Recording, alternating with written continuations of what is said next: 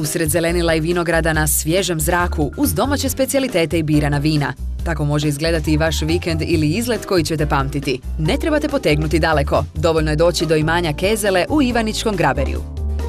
Ja sam Drago Kezele, vlasnik obrta Kezele selski turizam iz Šumećana. Kezele selski turizam je osnovan 2001. godine i krenuo je sa proizvodnjom vina i usluživanja hrane i pića.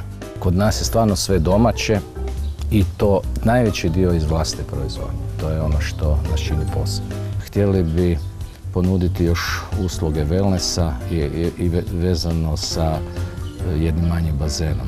Tako da tu vidimo svoju šansu da bi postali jedna ozbiljnija turistička cjelina. Moram reći da smo vrlo zadovoljni što se tiče ukupnog jednog odnosa od kompletnog osoblja banke, gdje mi stvarno jako dobro surađujemo, jako smo dobro prihvaćeni sa svim projektima, nalazimo na dobro razumijevanje u tim svim odnosima. Posebno mogu isto reći da smo povrat kapitalnih ulaganja vezano uz Ministarstvo poljoprivrede isto tako ostvarili preko Zagrebačke banke. I to bi bio ukupno jedno poslovanje koje smo se vezali i sa kojim smo tokom svih ovih godina jako zadovoljni.